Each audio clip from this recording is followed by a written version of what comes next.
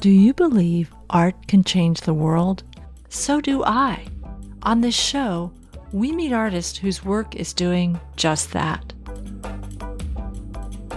Welcome to Art Heals All Wounds. I'm your host, Pam Uzel.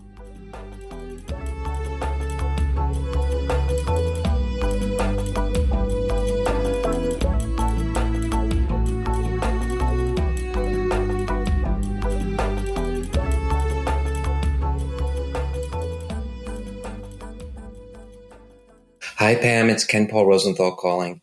And when I received your notification that there was a new season of Art Heals All Wounds, I began reflecting on how much I love the name of your podcast and what that meant to me, and how, as a filmmaker, when I'm editing, that experience of art healing all wounds is a deeply felt experience, especially when I'm editing.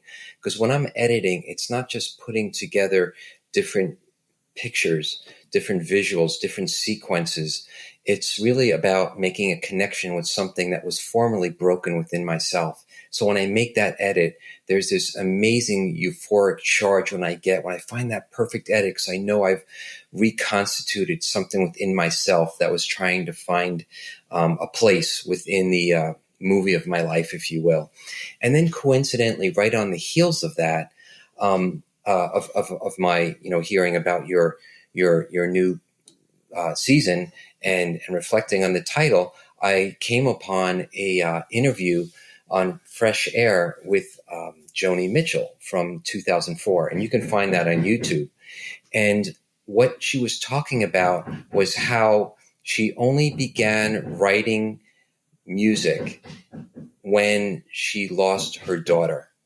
And she lost her daughter at a very, very young age. She was a teenager. It was a time when you didn't have the same access to your own child. It was just wrested away from you if you were young and unmarried.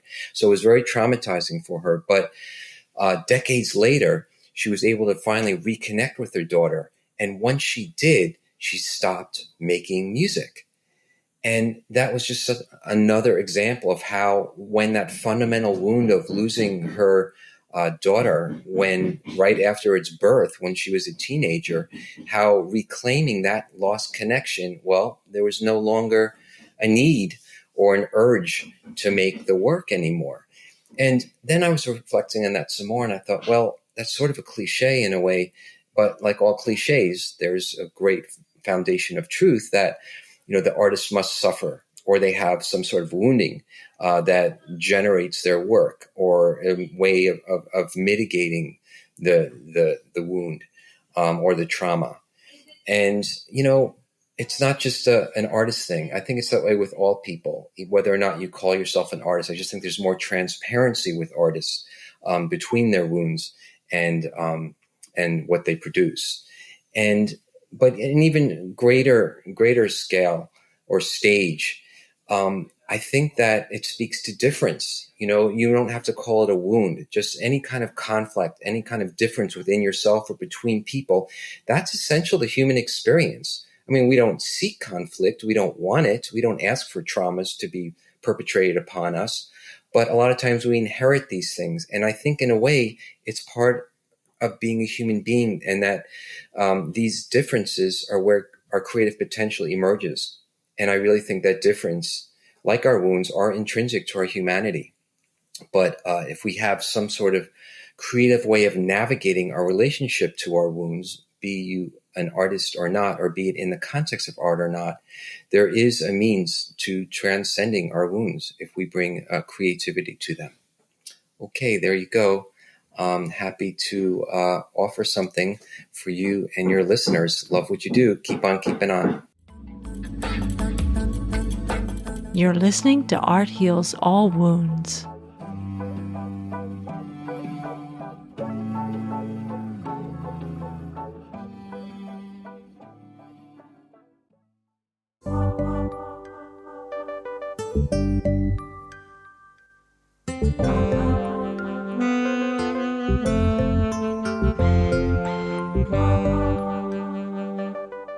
Thank you, Ken Paul Rosenthal, for this beautiful voicemail.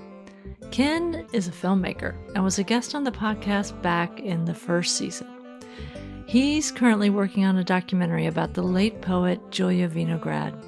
You can find out more about his film at BetweenSpiritAndStoneTheFilm.com. It's a really beautiful, beautiful tribute to her and her work.